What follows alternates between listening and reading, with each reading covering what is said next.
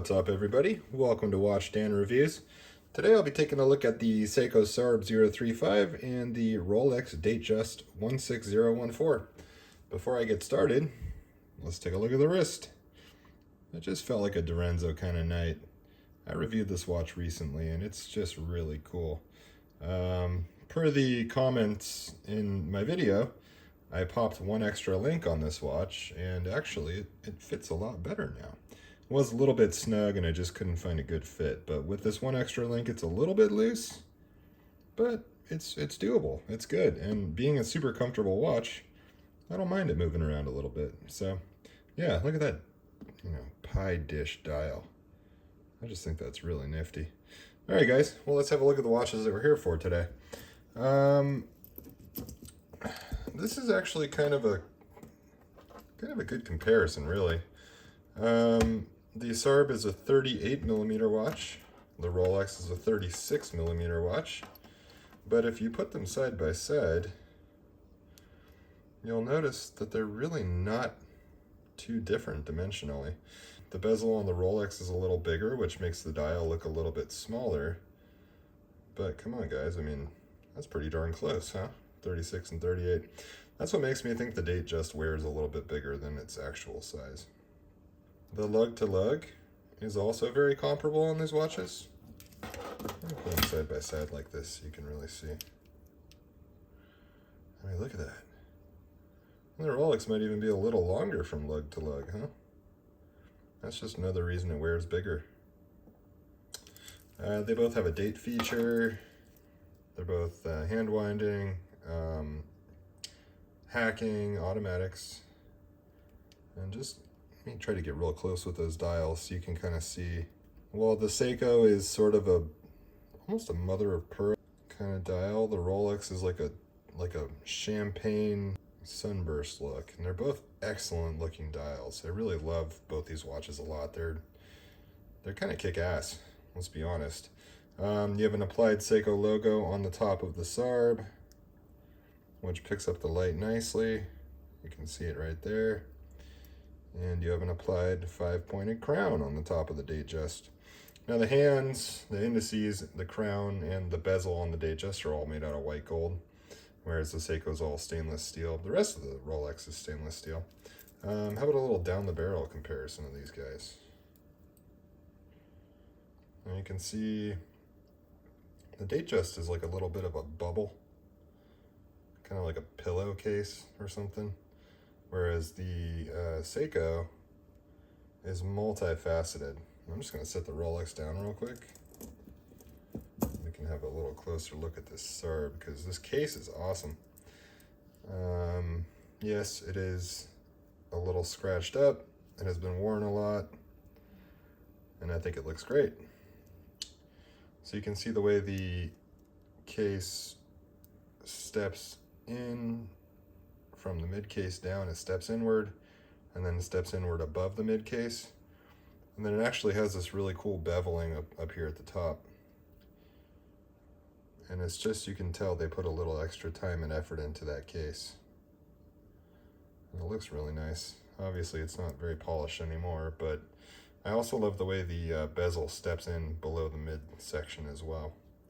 That's just a really cool shot right there, huh? The bracelet on this one is kind of an oyster style bracelet.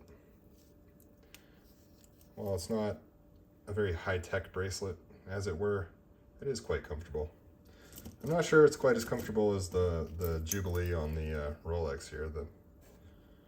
This kind of loose, lightweight Jubilee bracelet on the Rolex is excellent. It's very, very comfortable. They're both a 20mm spacing between the lugs.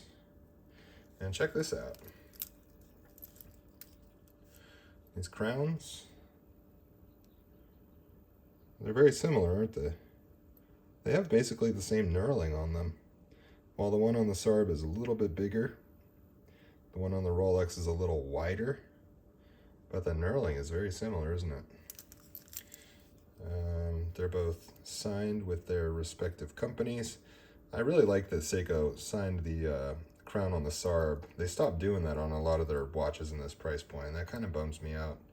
But yeah, the crown on the Rolex is really cool looking too, huh? A little side by side here. I would say the Rolex is a little bit thicker because of that protruding, what is it, polycarbonate crystal? Something like that. Plexiglass, I think it is. A little bit taller just because of the crystal, but the actual SARB case itself is a little bit taller than the Rolex, it seems. Let's see. I really just want to get some good footage of these watches for you guys. I kind of been moving these things around a lot in my other videos, and I think a lot of people just sort of want to see them side by side, so I'm just going to hold them here for a little while. You can see the date on the Rolex is very legible because of that cyclops, but it's also legible on the SARB. I have no problem reading either one of these dates from far away if I'm holding my wrist down. The Seiko date is framed out with a really nice little stainless steel window. There is no window, although there is a bevel around the date on the Rolex. That's a nice attention to detail. Seiko is very minimalistic on the dial printing. Just Seiko automatic 23 jewels. And then if you look real close on the bottom, it says Japan 6R15. And if you look very close on the bottom of the Rolex, it just says T, Swiss T. That's how we know we have a tritium dial here.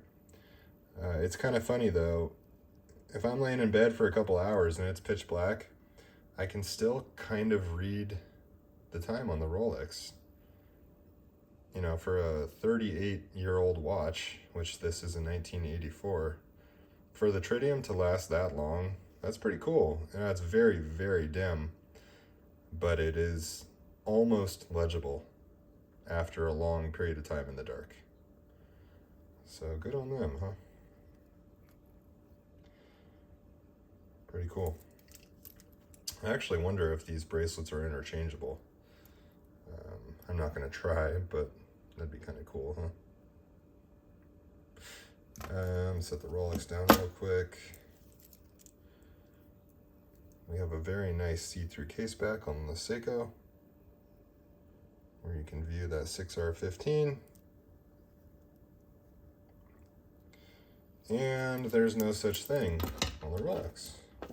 In typical Rolex fashion, it's incredibly understated on the backside.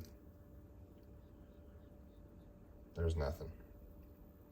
I like that. I think the Oyster Quartz, the quartz model they came out with, they did put some writing on the back, and they might have put some writing on the back of some of their other watches, I can't recall, but you know, that's a Rolex for you. That's like one of their claims to fame. They put nothing on the back. Cool.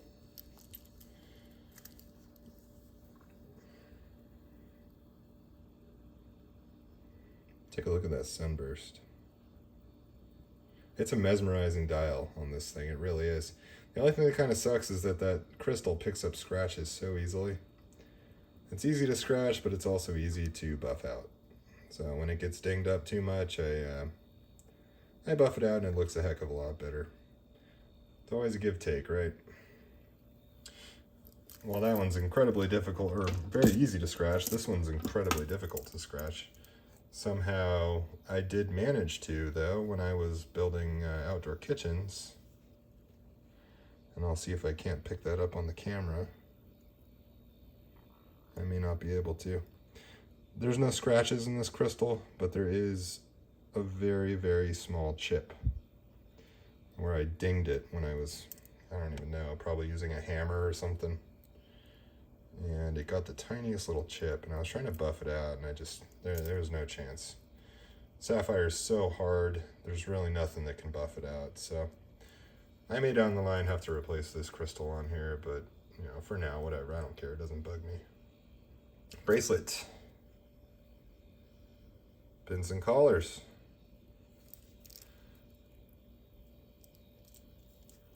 And the clasp is good. It's not great. It's good. On the Rolex, even for almost 40 years ago, a little bit ahead of the game, using screws. You know, hollow links in the middle, but still using screws. And not only does it use screws, but they're perfectly flush on either side. That's another one of Rolex's things. I think that's awesome. Look at that. Perfectly flush, undamaged screws. This watch was cared for very well by the person who owned it before. But I don't think it's ever been polished, because if you look closely at the side, the spring bars do not even approach coming out of the case. And this is not what I would call shiny. It's evenly worn all the way across. Same with the back. And I'm glad they didn't polish it, because I want to keep it in this condition. I'd rather have it, you know, scratched up and evenly worn down and still have all the material than to be, you know, buffed and polished down to the point where the spring bars are popping through and then look shiny. I much prefer it like this. So I'm glad the person that I bought it from didn't go overboard trying to make it look like a new Rolex, because it's not.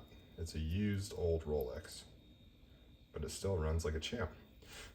Keeping about a second to a second and a half fast per day. It was recently serviced, so I'm sure that helps, but damn, that's really good. Excellent timekeeping. This guy right here, not so much, maybe 10 to 12 seconds slow per day, which is well within regulations or whatever, but I bought this thing for 300 bucks. Right now they're going for about 600 to 1,000. I would not recommend spending $1,000 on one of these. While it may still increase in value as they become rarer, that's ridiculous. 8-10 years ago, this would have been a $2,000 watch. I paid closer to $5,000 for this watch.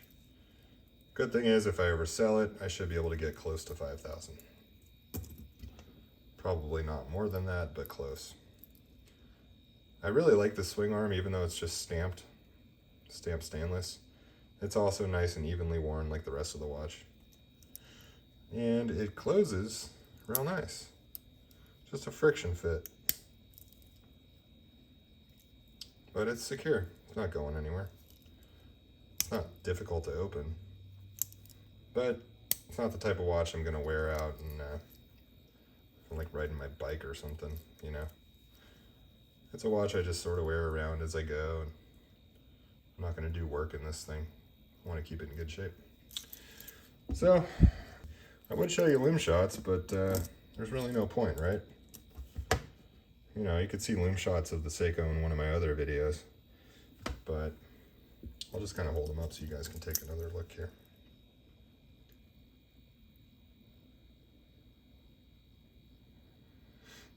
It's pretty obvious the Seiko was inspired, to say the least, by the Rolex. Kind of a poor man's Datejust, huh? But then it's got its own flavor. I love the needle hand on the seconds. And the, what do they call them? Delphine or Dolphin style minute and hour hands. Really nice looking. Baton style hands on the Rolex.